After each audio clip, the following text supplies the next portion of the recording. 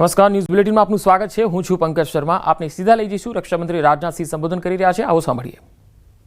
आज 2025 में पाकिस्तान को याद रखना चाहिए कि कराची का एक रास्ता क्रीक से ही होकर गुजरता है।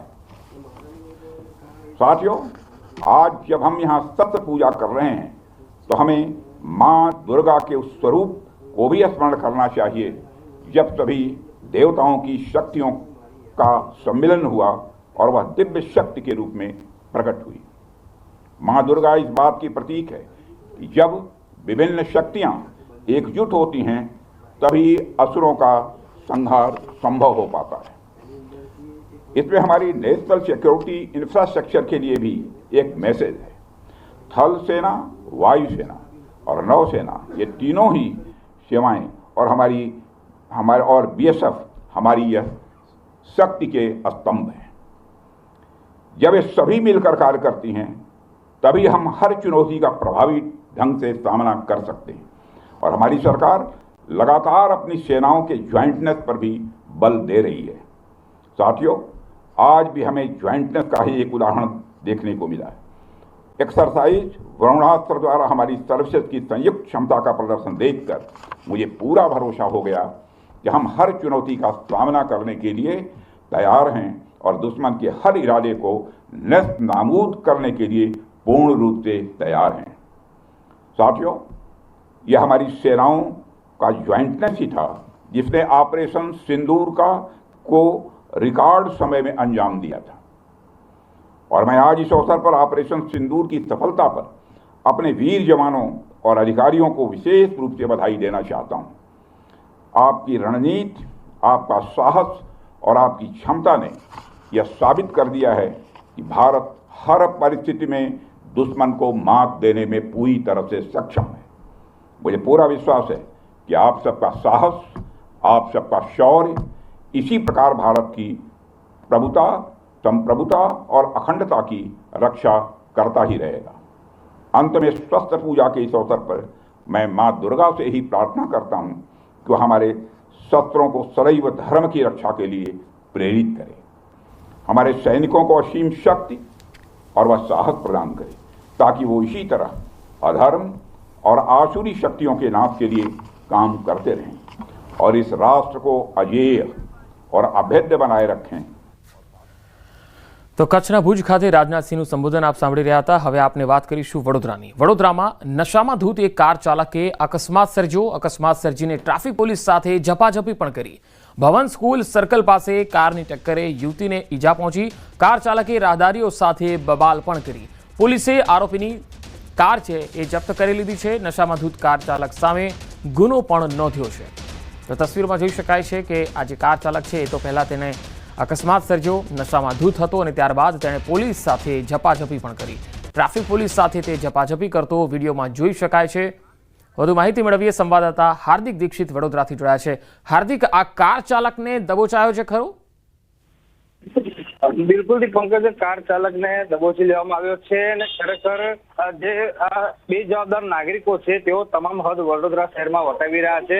આ વૈભવી કાર ચાલક જે છે તે નશામાં ધૂત હતો અને એ હદે બેફામ બન્યો હતો કે તેને પોલીસ જવાન જે છે તેની સાથે રકઝક કરી હતી અને નાગરિકો તરફથી પણ એવી માહિતી મળી છે કે તેના દ્વારા જે આ હેડ કોન્સ્ટેબલ છે ટ્રાફિકનો તેને માર મારવામાં આવ્યો હતો।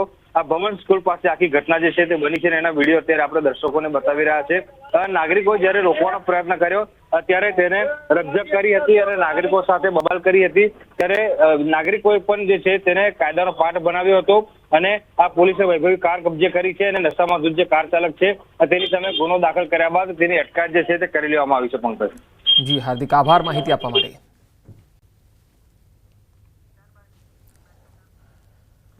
સુરતના બોલાવ ગામ નજીક પણ એક અકસ્માતનો બનાવ બન્યો। માતાજીના દર્શન કરીને પરત ફરી રહ્યો હતો પરિવાર અને રોડ વચ્ચે અચાનક પશુ આવી જતા અકસ્માત થયો।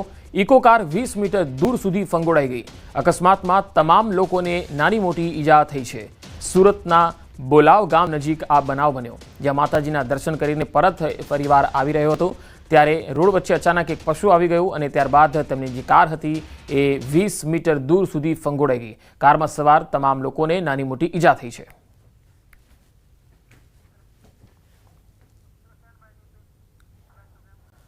ગોધરામાં ગેરકાયદે દબાણો પર તંત્રનું બુલડોઝર ફરી વળ્યું. દશેરા નિમિત્તે અસામાજિક તત્વો દ્વારા કરવામાં આવેલા દબાણો દૂર કરવાની કામગીરી હાથ ધરાઈ.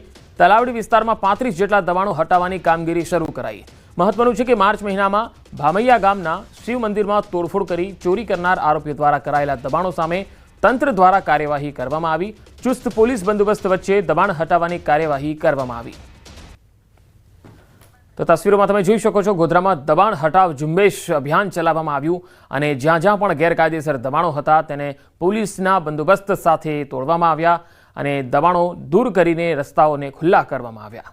તસવીરમાં જોઈ શકાય છે, આ એક મોટું અભિયાન છે ગોધરામાં શરૂ કરવામાં આવ્યું હતું અને પોલીસ બંદોબસ્ત વચ્ચે આ દબાણ હટાવવામાં આવ્યા હતા.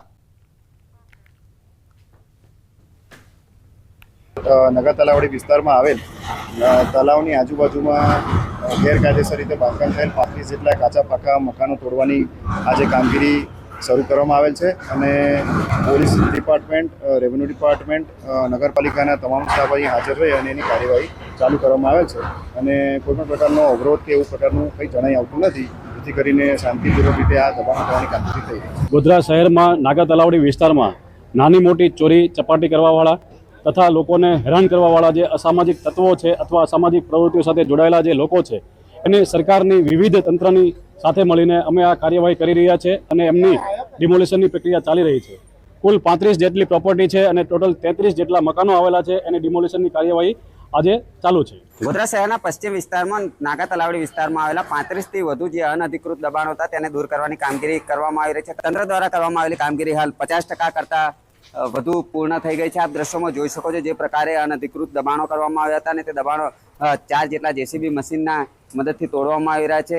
આ તરફના પણ આપ દ્રશ્યો જોઈ શકો છો. હાલ જે સામાન હતો તે પૈકીનો કેટલાક લોખંડના પતરા, નરવખરી સહિતનો જે સામાન છે રહીશો દ્વારા એકત્રિત કરવામાં આવી રહ્યો છે. આ તરફના પણ આપણે દ્રશ્યો બતાવીશ. હાલ જેસીબી વડે જે 8 થી 10 મકાનો બાકી છે તે તોડવાની કામગીરી કરવામાં આવી રહી છે.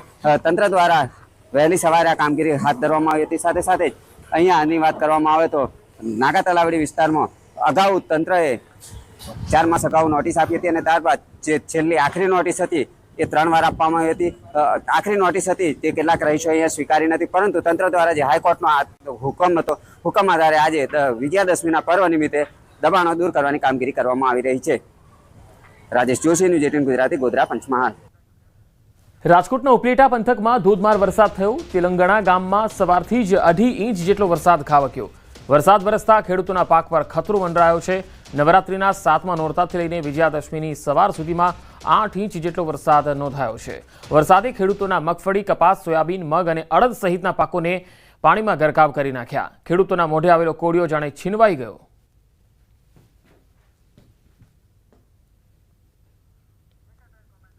તો ઉપલેટાથી આ તસવીરો આવી રહી છે જ્યાં વરસાદ સતત 7મા નોરતાથી જોવા મળ્યો છે અને આજે સવાર સુધી અવિરત વરસાદ પડ્યો. ઉપલેટાના ગ્રામીણ પંથકમાં પણ ધોધમાર વરસાદના અહેવાલ છે. વહેલી સવારથી જ ધોધમાર વરસાદ પડ્યો. ભારે વરસાદથી ખેતરોમાં પાણી ભરાઈ ગયા. રાજકોટ જિલ્લાના ઉપલેટા તાલુકાના ગઢાડા, ખાખીજાડિયા, સેવંતરા, મોજીરા, નવાપરા વિસ્તારોમાં વરસાદ થયો. ગ્રામીણ વિસ્તારમાં ધોધમાર વરસાદ વરસી રહ્યો છે. ખેડૂતોના ઉભેલા પાકને નુકસાન જવાની ભીતિ છે. હવે આ 4 તસવીરો અમે આપને બતાવી રહ્યા છે સૌરાષ્ટ્રના અલગ અલગ વિસ્તારોની છે. ગીર સોમનાથ, જૂનાગઢ, ઉપલેટા અને ઉપલેટાના તાલુકાના ગ્રામ્ય વિસ્તારોમાં સતત વરસાદ પડી રહ્યો છે અને તેના કારણે પાકને નુકસાનની ભીતિ છે. આગામી 2 દિવસ સૌરાષ્ટ્રના કેટલાક વિસ્તારોમાં ભારે વરસાદની સંભાવના પણ છે. ત્યારે સૌરાષ્ટ્રના વિસ્તારોમાં વરસાદી માહોલ આજે પણ છવાયેલો છે. ગીર સોમનાથ, જૂનાગઢ, રાજકોટના ગ્રામ્ય વિસ્તારોમાં વરસાદી ઝાપટા પડ્યા. ખાસ કરીને રાજકોટના ઉપલેટાના ગ્રામીણ વિસ્તારોમાં ધોધમાર વરસાદ ખાબક્યો. ખેડૂતોના પાકને નુકસાન જાય તેવી ભીતિ સેવાઈ રહી છે.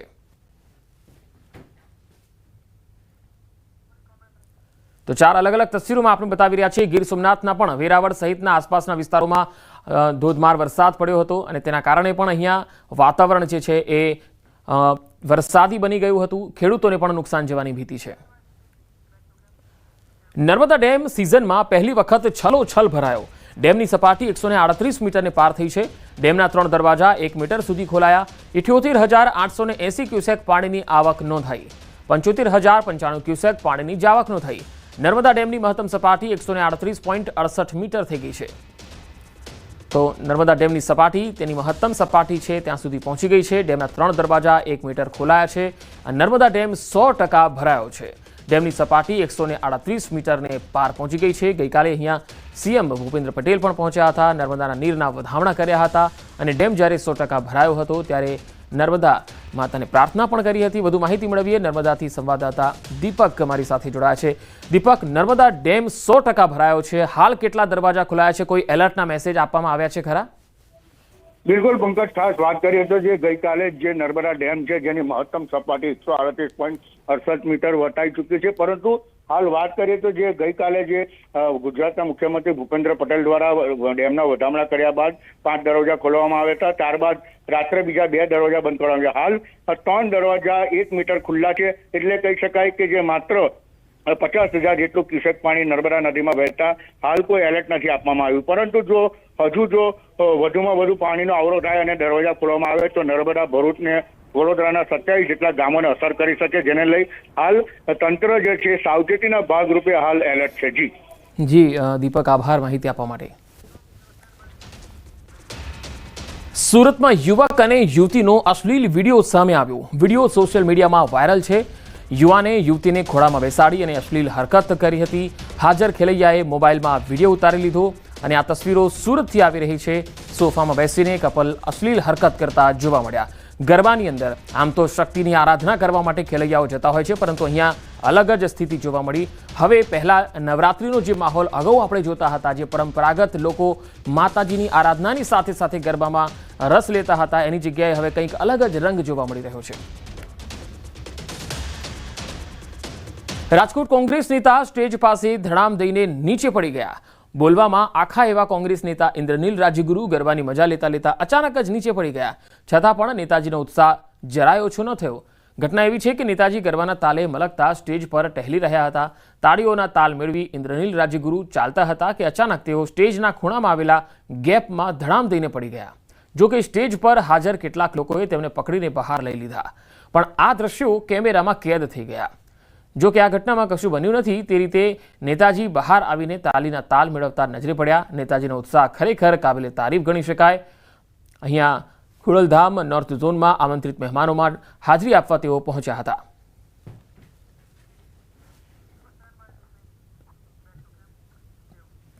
મોરબીમાં સાયકલ ચોર બેખોફ બની ગયા. મોરબીના વિવિધ વિસ્તારોમાંથી સાયકલની ચોરી થઈ ગઈ. છેલ્લા 15 દિવસમાં 3 જેટલી સાયકલોની ચોરી થઈ. Canal road, Sattadhar park, avenue park સહિતના વિસ્તારોમાંથી સાયકલની ચોરી કરી. સાયકલ ચોરીના બનાવોના સીસીટીવી ફૂટેજ પણ સામે આવ્યા. સાયકલ ચોરીના બનાવો અંગે હજુ સુધી ફરિયાદ નોંધાઈ નથી. તસવીરોમાં તમે જોઈ શકો છો કે આ વ્યક્તિ સાયકલની ઉઠાંતરી કરે છે, બેખોફ લઈ જાય છે.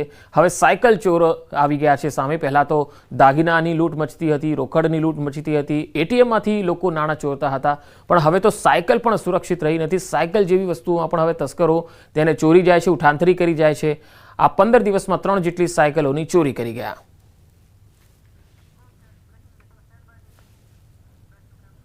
રાજકોટની ધોળકિયા સ્કૂલમાંથી ગુમ થયેલા બાળકોનો મામલો. જૂનાગઢ બસ સ્ટેન્ડ ખાતે પહોંચ્યા હતા ગુમ થયેલા બાળકો. ઇન્ક્વાયરી વિભાગમાં બસની પૂછપરછ માટે બાળકો પહોંચ્યા હતા. બાળકો રડતા હોવાથી એસટીના કર્મચારીએ પૂછપરછ કરી હતી. એસટીના કર્મચારીએ વાલીને જાણ કરી, તેમજ પોલીસ પણ પહોંચી ગઈ હતી. બાળકો સ્કૂલમાં ચોકલેટ ખાતા હોવાથી પ્રિન્સિપાલે ઠપકો આપ્યો હતો. વાલીને ફરિયાદ કરશે તેવું કહીને તેઓ ડરી ગયા હતા. ત્રણેય જૂનાગઢ પહોંચી ગયા. જોકે હવે બાળકોનું પરિવાર સાથે મિલન કરાવી દેવાયું. ધોળકિયા સ્કૂલના 3 બાળકોનું પોલીસે પરિવાર સાથે મિલન કરાવ્યું. અમે ક્લાસમાં ચોકલેટ ખાતા પકડ્યા હતા તો પ્રિન્સિપલ મેડમ અમને વાલીને બોલાવીને કહી કે વાલીમાં ફોન કીધું હતું કે તમારા છોકરા સરની વાત નથી માનતા તો ફોન કરીને ક્લાસમાં ચોકલેટ ખાતા પકડાવે એટલે પેરેન્ટ્સના મારથી બીને અમે અહીં જુનાગઢ આવતા રહ્યા. આ 3 છોકરા મને રાજકોટનું પૂછવા આવેલા કે રાજકોટની બસ ક્યારે મળશે, એટલે મેં એને બતાવી કે આ રાજકોટની બસ રહી, અને એ લોકો એમ કીધું કે એમાં ભાડું શું હશે, એટલે મેં કીધું 100 રૂપિયાની આજુબાજુ હશે. તો એ ગભરાઈ ગયા, અને ગભરાઈને આમાં દૂર ભાગતા હતા. તો મેં એને બોલાવી અને કંટ્રોલ પોઈન્ટમાં બેસાડીને બધી ડિટેલ લીધી એની. તો એવું માલુમ પડેલ કે એ સ્કૂલેથી ભાગીને નીકળી ગયેલા છે. ગીર સોમનાથમાં મગફળી ખરીદી બાબતે કોંગ્રેસે વિરોધ કર્યો. તાલુકા કોંગ્રેસ સમિતિ દ્વારા પૂર્વ ધારાસભ્ય પુંજાભાઈ વંશની આગેવાની હેઠળ ડેપ્યુટી કલેક્ટરને આવેદનપત્ર આપ્યું. પ્રત્યેક ખેડૂતોની 300 મણ મગફળી ખરીદવા માંગણીની રજૂઆત કરી આવેદનપત્ર આપ્યું. ખેડૂતોના ખરીફ કૃષિ પાકો ઓનલાઈન રજીસ્ટ્રેશન કરાવ્યા બાદ ગીર સોમનાથ જિલ્લામાં 10,000 રજીસ્ટ્રેશન રદ થતા વિરોધ થયો હતો. આ વર્ષે 200 મણ મગફળી ખરીદવા માટેની વાત કરેલી હતી અને ખરીદાતી હતી. એમાં આજે આ વખતે ઘટાડો કરી અને 6.5 ખાંડી મગફળી છે એનો ઘટાડો કર્યો છે. એટલે ખેડૂત જો કાલી વખતે જો જથ્થામાં વધારો કરવામાં ના આવે તો ખેડૂતોને દાયજા ઉપર દામ દેવા માટેની રાજ્ય સરકારની અને ભારત સરકારની ડબલ એન્જિનની સરકારની જે નીતિ છે એ ખેડૂત વિરોધી છે અને ખેડૂતોને આવનારા દિવસોમાં ન ભરપાઈ થઈ શકે એ પ્રકારનું નુકસાન થશે.